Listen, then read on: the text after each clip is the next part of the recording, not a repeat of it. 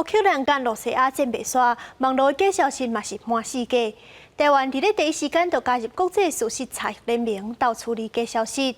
有传播学者就表示，罗西亚即阵正发起右路的资讯战，利用各种管道散布消息去世界各地，要拍心理战，达到因的政治诉求。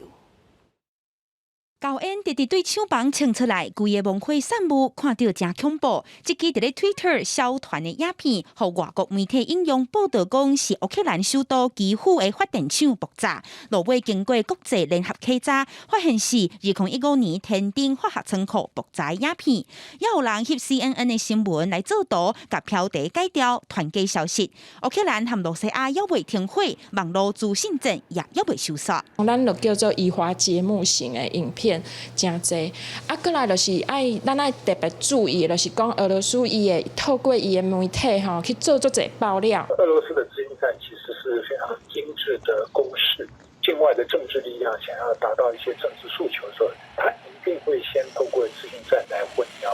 我们的认知，那我们就必须更有警觉。有立委嘛指出，最近有人要伫咧面册换大头像，声援乌克兰无防稳准，甚至用面册来宣传香港反送中纪录片。这文章嘛去互面册公司压落来，烦恼台湾超过2000万的面册用户言论自由受控制，因呼吁政府赶紧通过所谓通信传播服务法的草案，同时也发起联署，要求社群平台爱公开内容审查机制。希望讲立法院这边紧来通过这个疏通法 ，NCC 未来有这个工具，会使做法律的这个管制。现在正在讨论中的数位通讯传播服务法草案呢，它其实是一个框架，它是一个借接到各个部会的一个相关的法令去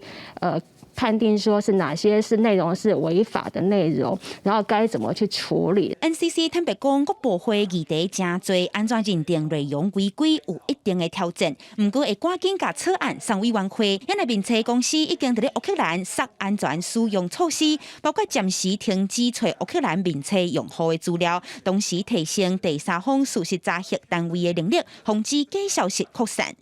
记者阿明金曾派文台北报道。